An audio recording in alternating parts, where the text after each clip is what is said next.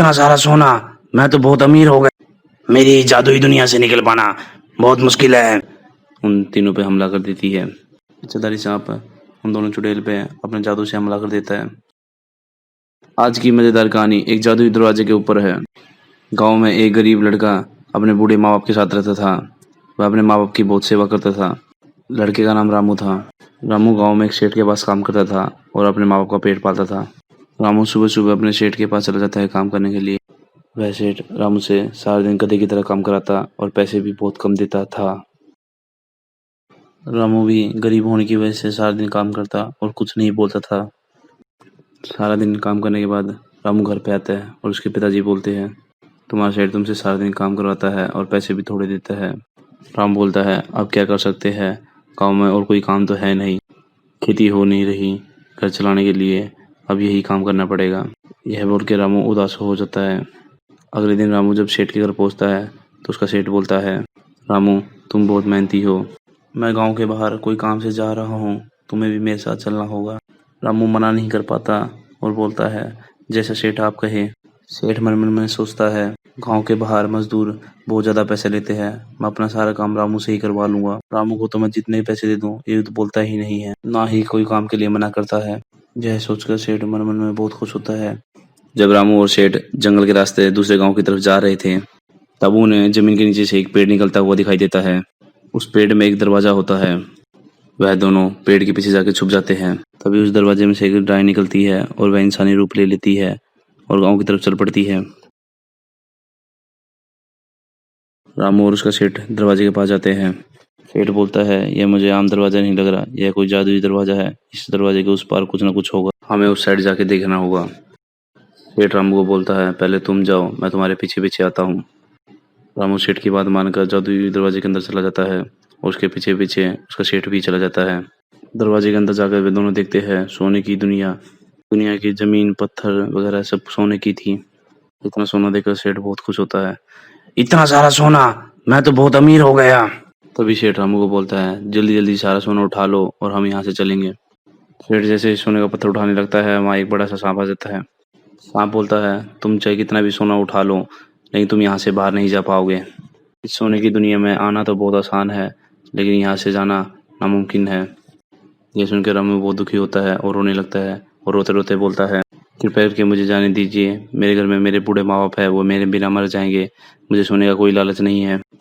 सांप बोलता है, यह मेरी दुनिया नहीं है, मैं खुद यहाँ कैद हूँ, यह एक चुड़ैल की सोने की दुनिया है। वह चुड़ैल लोगों को सोने का लालच देकर यहाँ लाती है और खा जाती है। चुड़ैल ने धोखे से मेरी नागमणि को चुरा लिया। मैं चुड़ैल के पीछे पीछे उसकी इस दुनिया में आ गया। मैं अपनी नागमणि के बिना कुछ नहीं कर सकता। अगर तुम मेरी नागमणि ले आओ तो मैं हम सबको यहाँ से निकाल सकता हूँ। इस दुनिया में चुड़ैल का पूरा कंट्रोल है। चुड़ैल ने नागमणि को जादुई पेड़ के पास रखा है। मैं चाह के भी उस जादुई पेड़ के पास नहीं जा सकता। तुम एक इंसान हो तो तुम जादुई पेड़ के पास जा सकते हो और नागमणि लेके आ सकते हो। रामू जादुई पेड़ के पास जाता है और नागमणि ले आता है और सांप को दे देता है। नागमणि पाकर इच्छाधारी सांप बोलता है, हमें यहाँ से चलना चाहिए। चुड़ैल के वापस लौटने से पहले हमें उसकी इस दुनिया से निकल जाना चाहिए। जब वह वहाँ से जाने लगते हैं तो उसका सेठ बोलता है, रामू एक बड़ा पत्थर उठा लो, मैं भी सोने का एक बड़ा पत्थर उठा लेता हूँ, यहाँ से खाली आ जाना सही नहीं है। रामू बोलता है, मुझे सोने का ज़्यादा लालच नहीं है। लेकिन रामू सोने का बड़ा पत्थर उठाने की बजाय सोने के छोटे छोटे पत्थर उठा लेता है। लेकिन उसका सेठ सोने का बड़ा पत्थर उठा लेता है और वहाँ से चल पड़ते हैं। जब वह सब जादुई दरवाजे के पास पहुँचते हैं तभी चुड़ैल वापस आ जाती है। चुड़ैल बोलती है, मेरी जादुई दुनिया से निकल पाना बहुत मुश्किल है। चुड़ैल अपनी ताकत का प्रयोग करके अपनी जैसी एक और चुड़ैल को वहाँ ले आती है। इतना सांप बोलता है, मैं इन दोनों चुड़ैल को देखता हूँ, तुम दूसरी तरफ से दरवाजे से निकल जाओ। और वह दोनों मिलकर उन तीनों पे हमला कर देती है। इच्छाधारी सांप उन दोनों चुड़ैल पे अपने जादू से हमला कर देता है। रामू और उसका सेठ वहाँ से भागने लगते हैं।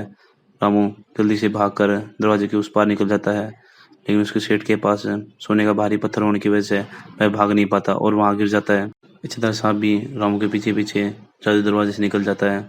जब सेठ दोबारा सोने का पत्थर उठाने लगता है तभी चुड़ैल आ जाती है और उसे पकड़ लेती है। दूसरी तरफ पहुंचकर इच्छाधारी सांप रामू को बोलता है, तुम्हारे सेठ को तो चुड़ैल ने पकड़ लिया। रामू बोलता है, आपको मेरे सेठ को बचाना होगा। इच्छाधारी सांप बोलता है, अब तक तो तुम्हारे सेठ को तो चुड़ैल खा गई होगी। मुझे यह जादुई दरवाजा बाहर से तबाह करना होगा। तभी इच्छाधारी सांप अपनी पूरी ताकत से उस जादुई दरवाजे पे हमला कर देते हैं। हमले की वजह से वह जादुई दरवाजा दोबारा जमीन में समा जाता है। इच्छाधारी सांप बोलता है, अब वह चुड़ैल दोबारा कभी भी इस दुनिया में वापस नहीं आ पाएगी। रामू, जो उसके सेठ के साथ हुआ होता है, उस बात से दुखी होता है और वह दुखी दुखी अपने घर की तरफ आ जाता है। घर पे आकर वह सारी बात अपने माँ बाप को बताता है कि उसके साथ क्या क्या हुआ। रामू के पिताजी बोलते हैं, इसमें तुम्हारी कोई गलती नहीं थी। रामू अपने साथ जो सोने के पत्थर लेके आया होता है, उन्हें बेचकर खेती करने लगता है और खुशी खुशी बाकी अपना जीवन व्यतीत करने लगता है। इस कहानी से हमें यह शिक्षा मिलती है, ज़्यादा लालच नुकसानदेह ही होता है। आपको अपनी बुद्धि का प्रयोग करना चाहिए। लालच इतना ही करे जो सही हो। ज़्यादा लालच आपके विनाश का कारण बन सकता है। प्यारे दोस्तों, अगर आपको यह वीडियो अच्छी लगी तो वीडियो को लाइक और शेयर करना ना भूलें। और लगे हाथ तो चैनल को सब्सक्राइब कर लीजिए ऐसी और मज़ेदार कहानी के लिए। वीडियो अंत तक देखने के लिए धन्यवाद।